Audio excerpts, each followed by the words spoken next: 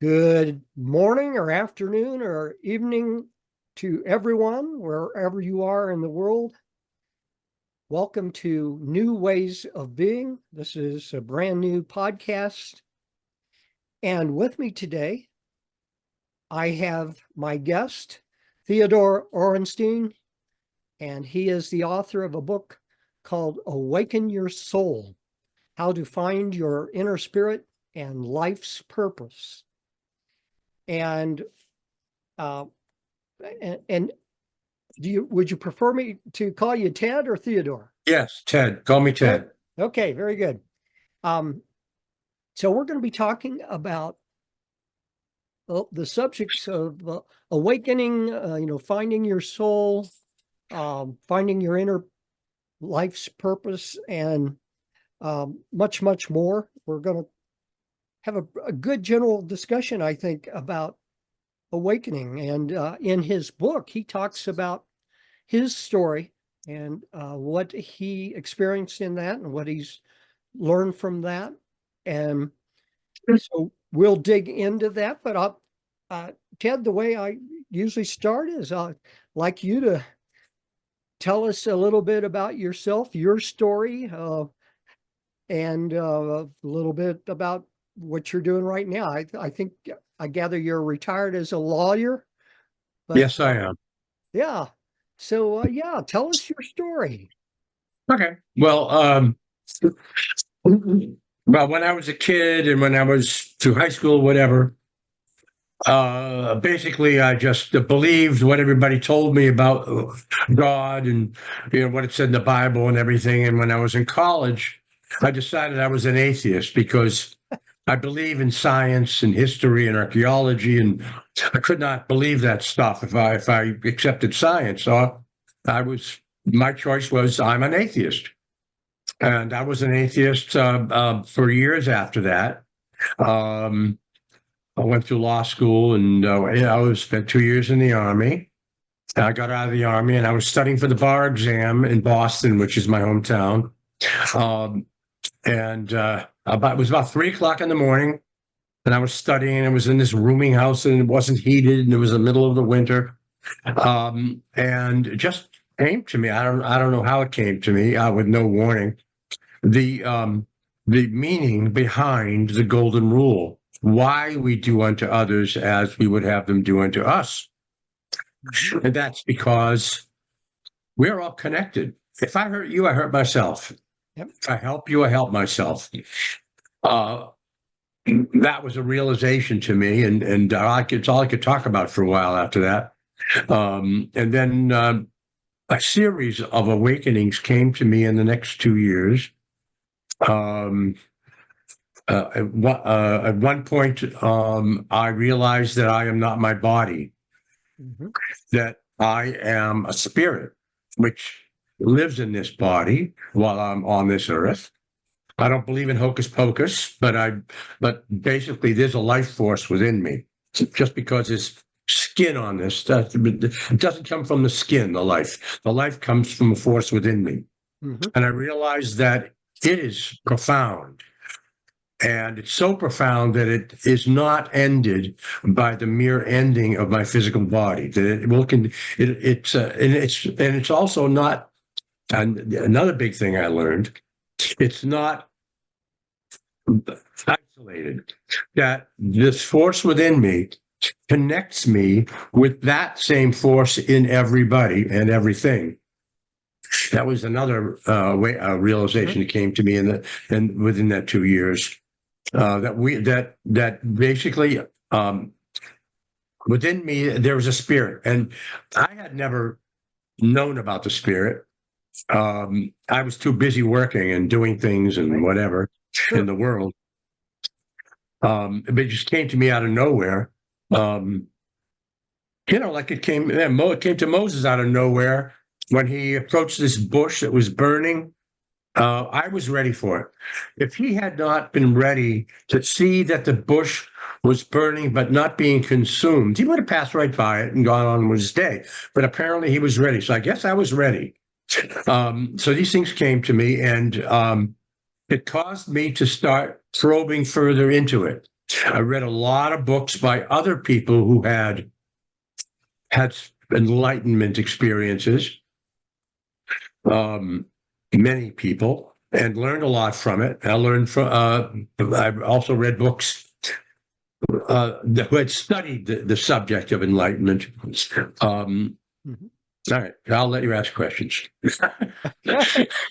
Well, by the way, I'll tell you, yeah, we have some similarities in our stories. I like you, uh, I went off to college, and in my freshman year, I had been raised as a Catholic, but I decided that no, I was an atheist at that point, and because I really disagreed with a number of things that Christianity teaches, but uh, and I was an atheist for many years, and then I had events happen to me to uh, wake me up as well, get my attention, and say, "Hey, there's more going on here than you know about." But yeah, so I think we have a lot in common about what we understand and believe.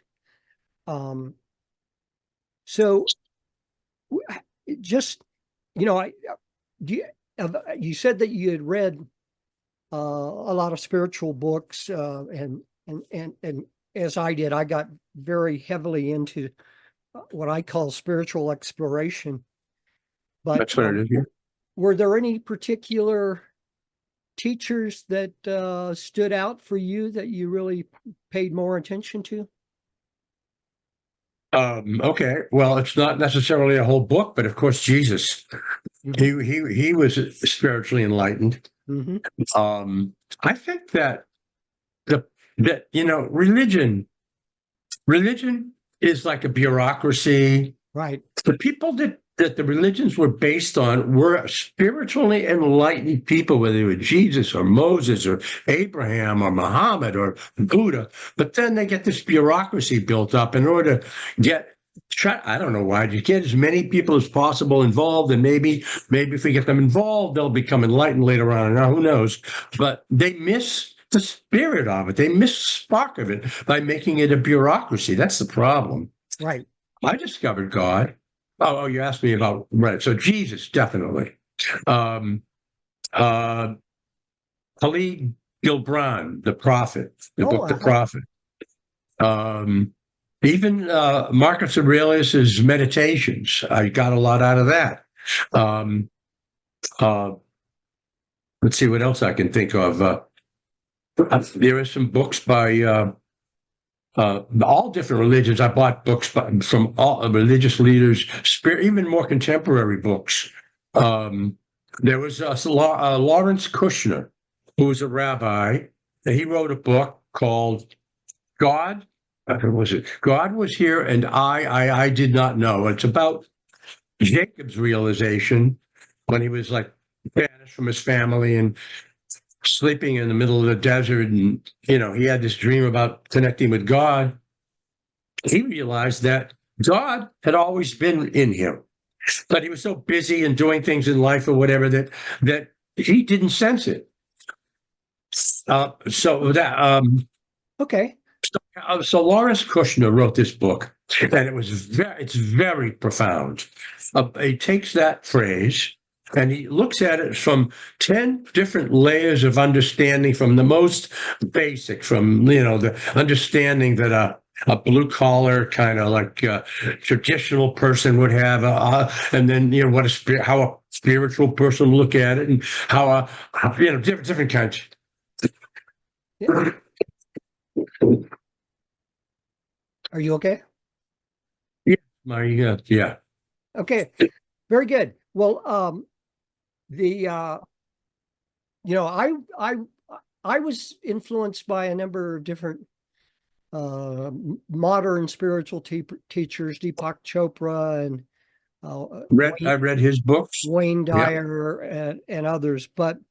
Um, but let's go on then. Now, how would you define awakening for someone who? Okay. Um,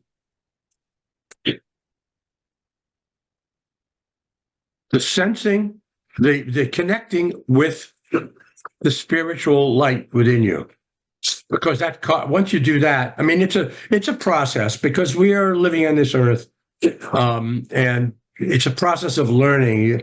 It happens to different people. I read there was this great book by this guy Maurice Bucke, Bucke. It was written at the beginning of the 20th century. He spent years collecting the writings of and by people who had attained spiritual enlightenment. Everybody, the 30, 40 different people, including Emerson and Thoreau and everybody. And then he found that, similar to us, these people had anywhere from 1 to 3 spiritual awakening experiences, usually when they were in their 20s and 30s.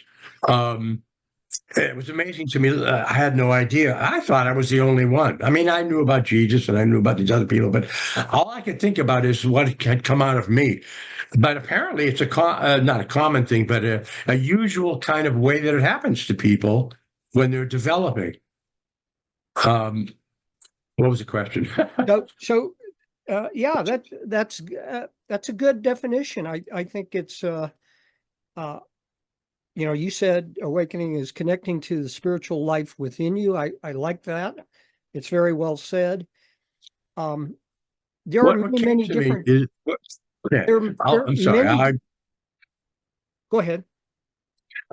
What came to me is that the real God, or nirvana, or whatever you want to call it, is absolute universal love. That is what it's at the basis of all religions, and even atheist and agnostic and humanist philosophies. Absolute universal love of everybody and everything. And if you could feel that, and in my book I say that you have experienced God. Have you, through a romantic or parental love, have loved another person with the depth that you would have done anything for them, that you would sacrifice for them? Did you feel it went beyond your mere physical body, this love? Well, you feel that is a glimpse of what God is. If you can feel that way toward everything, every living thing, then you're enlightened. Yes. Well, and the thing that I've learned is that there are many different definitions. And in fact, now I really have come to the understanding that awakening, just using that word, it is a continuous process. It does, for some people might reach a stage instantaneously where they're fully enlightened. But very few people experience that. For most of us, it's a continual process where, we have something every year or a few years that you might call an awakening, insights, and becoming more aware. But I think one of the best definitions of awakening is reaching a stage where you're in the state of awareness most of the time. Now, most people are in the state of awareness very little. Most people are in their minds. They're wrapped up in thinking, and that's not awareness. That you're not aware when you're thinking. So we live in this world. What do you think? We have to earn a living, right? What do you think of that definition? We have to buy food. Oh yeah, thinking is important. It's an important tool, but when we're in the mind all the time, then we're associated with ego and separation and fear. And as you awaken more and more, you become more aware, as you said in your introduction, that you become aware of how connected we are, that we are not separate as everybody thinks. Just because we're physically separate, we are intimately connected at an inner depth of beingness and spirit. And so, you know, what I can observe is that awakening can have many different definitions and be looked at. And what's more important is how it's experienced. Has an infinite amount of definitions. If you don't find it yourself in your own way, you have not found it. You can't listen to what somebody else tells you it is. You have to find it yourself. Right, exactly. And that's exactly what I was getting at with the, the saying the word experience. We have to experience that spirit within us. And it's at many different levels. Now, you may disagree with this definition, but one definition that I've come to totally believe is that awakening is coming to the full realization that God not only is out there, but God is within us, that we Right.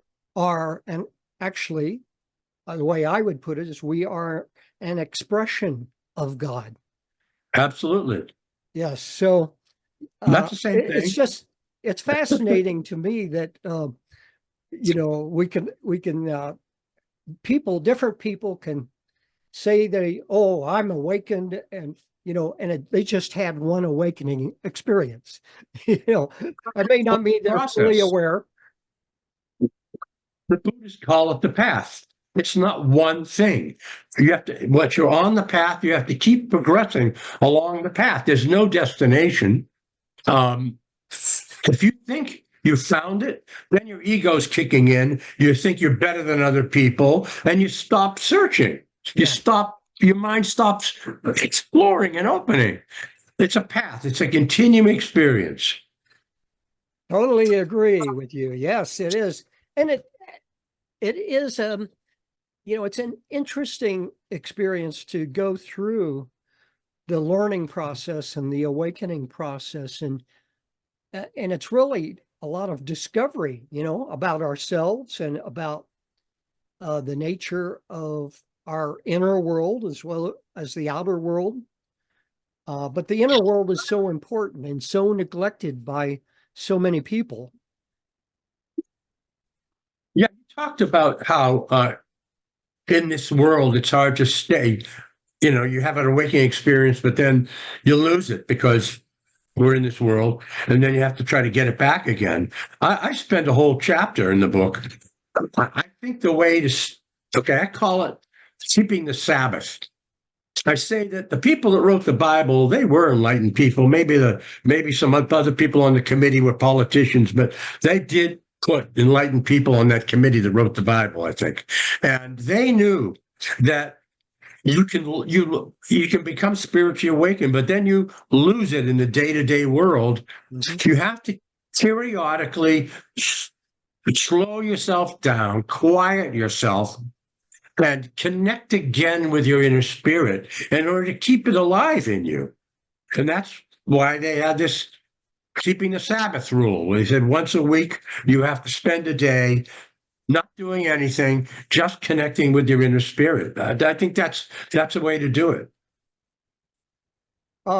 Connecting with the inner spirit is important. And what would you tell someone, that you either and know something about, or maybe you don't know, but who says, well, I don't believe in spirit, I don't know how to find spirit. Okay, yeah. Well, do you believe in love? I mean, the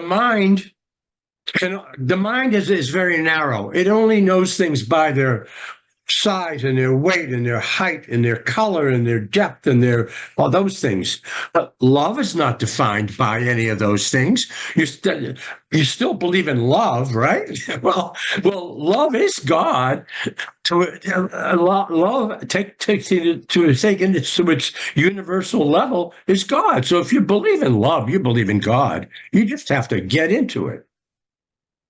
That's a good answer, an interesting answer. I've not heard anyone, I've interviewed a lot of people, and we've talked a lot about awakening or spirituality in general.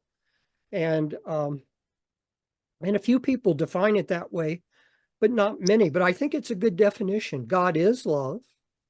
God, my view of the universe and God is much, much bigger than that. I believe that God is pure consciousness, and that pure consciousness created the universe, and that the process of life unfolding is God unfolding, manifesting in the world. I don't think we're disagreeing. Pure consciousness, since it's not physical, it's got to be some kind of energy, right? Yeah, you And that is the energy. Love is one label to put on it. The energy that connects everything, right? That's what you're talking about. Absolutely, yes. That's very much in agreement with what a lot of spiritual people these days, the way they would define awakening is to be operating from the state of pure love. And I saw that you said something to that effect in your book, that if we can love other people, and in fact, if we could love everyone, Our enemies. we would be very awakened. Yes, if we can love our enemies as we love ourselves or as our loved ones, then that is definitely well along the way to awakening. Yeah. Really. Yes. So I saw that you say you write and speak and teach about spiritual enlightenment. What kind of audiences do you find to talk about spiritual enlightenment with? The people that I sit on the corner, we have this old men's talking group in the corner there, all these retired people. And Oh, that's one way of talking about it. And I actually, every week I go to this very good meditation group every Saturday morning with this wonderful leader that has no ego, and what a wonderful experience that is. And we talk about it there. oh, good. And I've been on I've been on podcasts and things like that, and do that. Back in my old profession, I used to lecture a lot about the boring topic of law practice management. I used to talk about it. I used to go nationally and talk about it. And, right. But it's, I think that the thing I enjoy most is teaching. And so I guess I make everything into a teaching experience. Yeah, good. Well, I asked the question because, a lot of, a lot of people who want to talk about spiritual awakening or spirituality in general do it through podcasts. And, as I do, I don't consider myself a spiritual teacher per se. I am trying to keep, I think my job is to help keep dialogue and discussion going about spirituality and enlightenment, because I think we need a lot. I think we need a lot more of that in the world. We absolutely do. Yes. I guess if you'd say I have a calling, my calling is to try to help others find spiritual awakening. Very good. So, now the subtitle of your book is "How to Find Your Inner Spirit and Life's Purpose." So we've talked a little bit about finding your inner spirit, and getting quiet and going within is a key part of that. Any other aspects of finding your spirit that you talked to people about or talked about in your book? Okay. So finding your spirit. Meditation, I find, is the most effective way to do it. Through meditation, you can quiet your ego quiet everything around you, and if you put yourself in that position, see, becoming spiritually awakened is not something you can. It's not something you do. Something is of this earth. You have to open yourself. It will come to you. It is already within you. If you quiet everything else about you, eventually you can feel it. And once you feel it the first time, you'll know what it feels like. And it makes it easier to feel it again. If you can get to that place, then it expands the whole world to you, way beyond yourself. That's your, I say it's your umbilical cord to the universe, is through your inner spirit. I don't know if there's an outer spirit. I think the outer spirit is the connection between your inner spirit and everybody else's inner spirit. It's like the ocean. Each of us is a wave, but together we form an ocean. And if you want to say there's an outer spirit, okay, it's the ocean of the connection of everybody. Yes. Well, I love what you said there, because it's, I found it to be very, very true. In a lot of spiritual seekers get very heavily into the seeking aspect, reading book after book and following different practices, and they never quite work the way they expect. So they're always looking for something new and for something more. But you hit the nail on the head that in actuality, becoming awakened is not something you do. It is discovering what is already within you. It's opening yourself up to allow it to come out of you.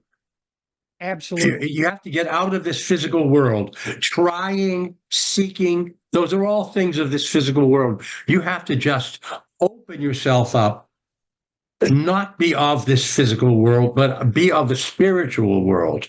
Let it come out of you. It is in you. It's always been in you. It's like the stars in the sky. During the day, you can't see the stars because the sun is so bright.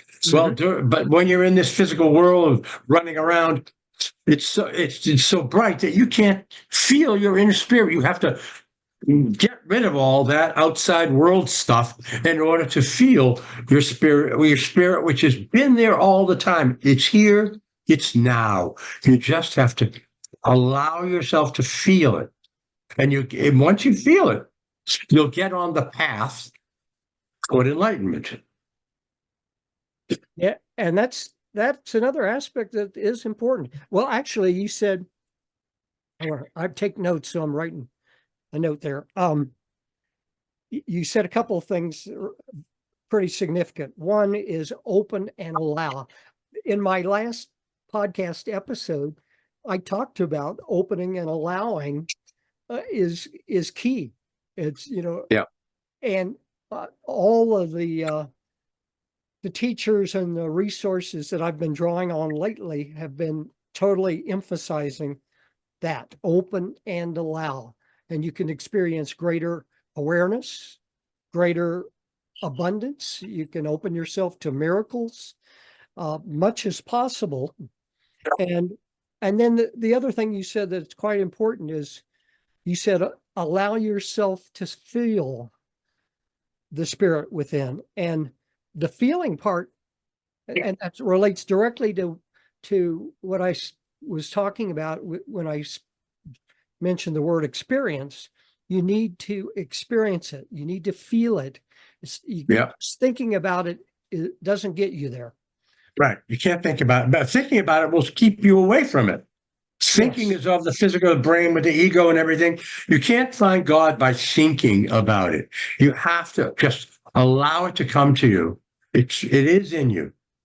It's in all of us. Yes. Love is in all of us. It is. And so many people are out of touch with that. So many people don't love themselves. They've been told or taught, or somehow they come to believe that they are worthless, that they're, they're not a good person. And so many people have to learn to love themselves first in order to be able to love others. Right.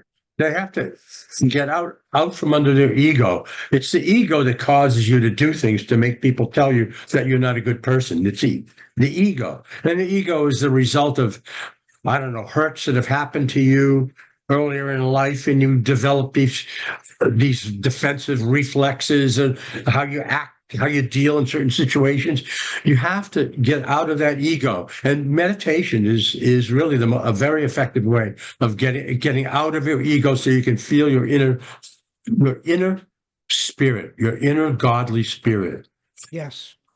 That is so important. Almost all spiritual teachers these days talk about the importance of meditation, and it's in particular, it's a good tool to learn to quiet your mind, shift out of ego, and allow spirit to open. Now, the way I talk about it many times is I say, once you can quiet the mind, then that opens up awareness for you. Yep. Now, most types of meditation have you focus on something that's turning your awareness to your breath or your mantra or whatever you're focused. Away from your ego. Yes. And but in actuality, when I say that God is pure consciousness, that is awareness. And so when we go to shift to a state of awareness, we are connecting with God. That opens the portal. It opens that connection to exactly to the divine. So you're totally right on. I totally agree. Now let's go to the other part of your subtitle, and that is finding your life's purpose. Now, I don't know, I haven't read your book yet. I don't know what you say about it in there. Tell us about what you have learned about finding life's purpose, what you talked about in your book on that. Yeah, I think it comes if you can become aware, get out of your busyness, your ego and everything. And one of the things that happens is you really get to know yourself. And once you really know yourself, you can you can learn, you can feel what you need to do in life, what your life's purpose is. In my book, I mentioned that when I had gone through these enlightening experiences, I said to myself, "Wow, now I could die and I'd be fine." Well, that makes me think that now I can live. Now that I can die, I can live. And you realize what's important. You realize what's important, and you follow what's important. And when you become enlightened, you want to express your love to people. So you find what helps people, what makes people happy. And there are ways, depending on your own personality or whatever, there's different ways, and your, physical abilities. You have your own way of following your purpose of helping the world your own way. But what you're doing is you're helping the world. You're expressing your love. Yes.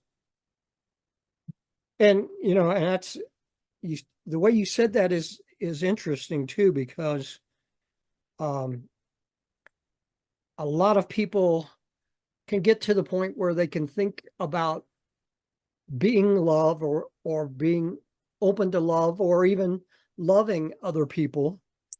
But if they don't express it, if they don't show that in the world, it's kind of an incomplete kind of love. I mean, at some level, we don't have to go up to every person and say, "I love you." But if we can recognize that they are divine beings just like we are, even though they may not know it, just like we didn't know it, if we can express it in some way or just let it show from us into the world, Yeah, I think that's important. And becoming more so because the world is so opposite right now, so wrapped up in violence and disagreement and negativity and all of I that. thought it would be getting better, but it seems to be getting worse right now. Yes, absolutely. Yeah. Yeah, So in yeah, some way so your that purpose can, okay. I was you, going to say that some way your purpose can be expressed not in so much in what you do, but how you do it. I even talk in the book about you can be a carpenter, or you can be someone who knits, who weaves threads. If you feel, you express your love through that, that you know that this is going to someone, it's going to make somebody's life better. It's going to make them happy. If the chair you make makes somebody happy and benefits their life, you're expressing your love through what you do. yes.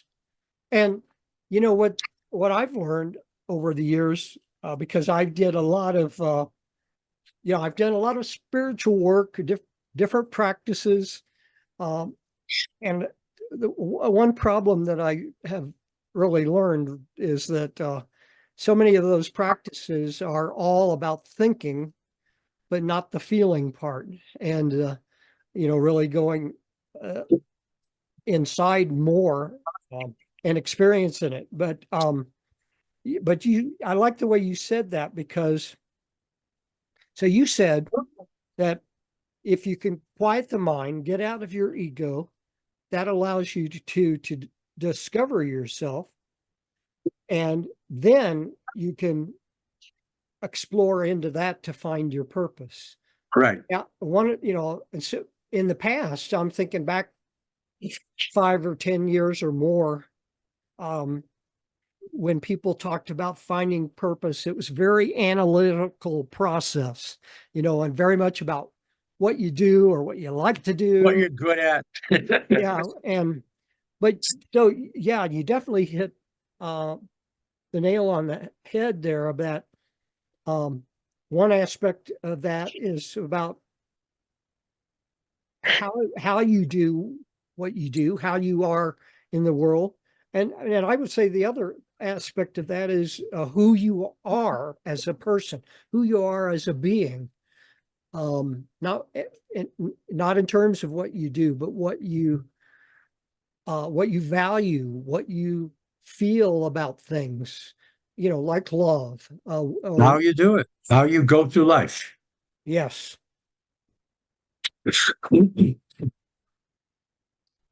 Okay. Good. Um, so what was your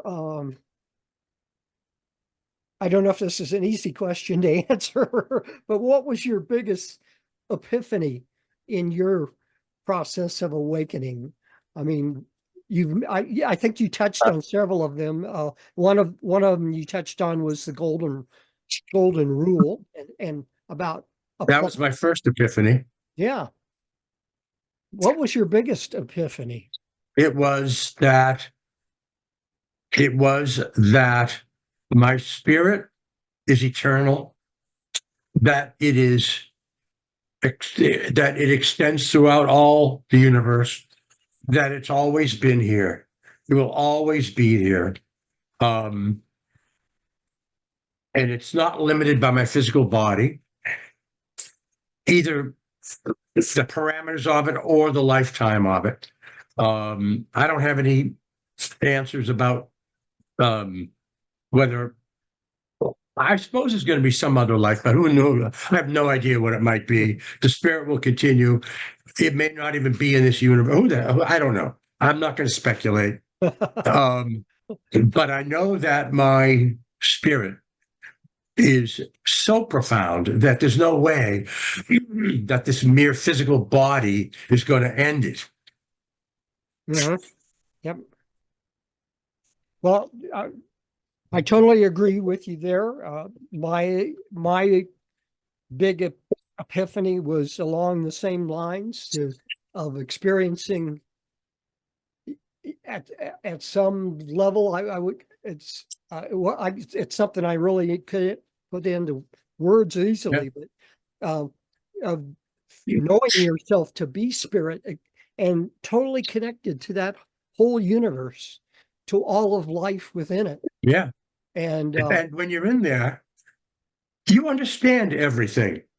You don't understand every little thing, but you understand from where everything comes, and through that you understand everything, and you can accept everything because you understand the basis of everything. yes, Excuse me. that we are all connected, or as some people say, we are all one. We are all one. Yes, we are part of one divinity, one spiritual life. You know, it And can, one of the things I do in my book is I bring in quotes from all religions and even atheists, communism, Karl Marx, and everything, showing that at the basis of all of them is not only love, but unity, oneness. unity. Yes.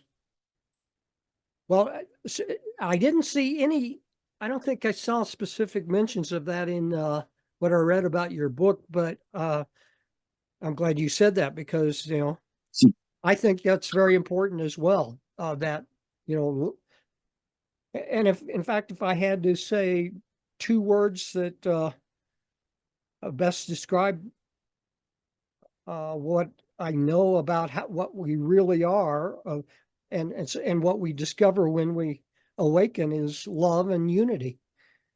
So you said it perfectly. So, uh, yeah, anything you'd like to add on that point? Can I read a couple paragraphs? Sure. Go ahead. Okay. Yeah. Oh, by the way, that's in the book right there. Okay. If you want to search for the meaning of life, for the ultimate reality, be prepared for a journey into yourself, into the deepest part of you where your ego disappears and you can see yourself in all other living things. You'll find the source of life. You will become spiritually enlightened. That is where God, your pure spirit, your absolute understanding is. That is your oneness. If you go far enough into yourself, you will connect with all creation. The depth within yourself where you find your connection to the one. Well, let's get into the depth. Okay.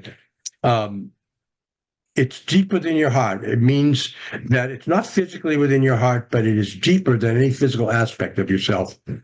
Once you have found the oneness within you, you will know that it permeates all depths. It permeates all. It is the essence of all, from the highest to the lowest. It will become the essence of all you think and all you do.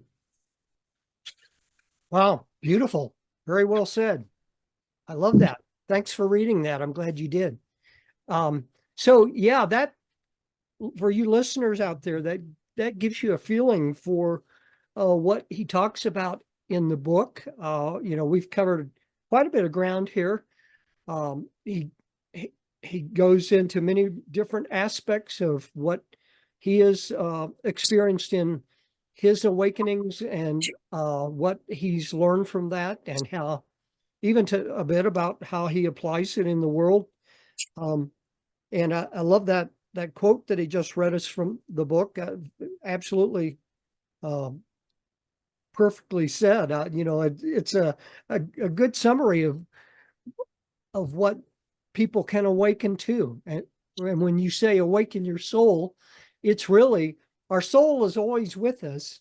It's we kind of have it blocked out by our ego and all of the stuff that goes on in our daily life and how we're programmed, etc. But when we awaken our soul, we're awakening the deepest part of ourself, our true spirit. Opening up your spirit within, yeah. So perfectly said. Well, I think we're probably coming to a good ending point here. Anything you'd like to add to tell the listening audience? Well, first of all, this has been a lot of fun. I appreciate this. I don't know. Buy my book. Yeah. No, the purpose of my book is to help other people. And I take people first. In my book is first as a memoir part, so that you can understand my history of how I got to awakening. So people can identify with it, so they think it's not just for some kind of a priest somewhere, but they can do it. We all can do it. And then I get into a step-by-step process. I take you from unbelief or doubt to awakening, step by step along the way. And I also teach you how to meditate, and I teach you how to the beginning of meditation to more complex meditation, so that you can use it to get along your path. Very good. Excellent. So my guest is Theodore Orenstein. Look for that name. His book is Awaken Your Soul. Is it available on Amazon? Yes, Amazon, Barnes and Noble, everything. It's yeah. Okay. And I know that he has a website as well. I'll go ahead and mention that. It's tedorenstein.com. Right. So look for him there. And in there, I have some stuff from the book, and also some other blogs that I've written that in the same subject. Well, Ted, this has been fun chatting with you today. I love talking about spirituality with almost anyone. Yeah, it's been a And, great conversation. yeah, I'm so glad you wrote your book and came here to tell us about it. So thank you again. Thank you. And to the audience, have a great day and a great life. Bye-bye.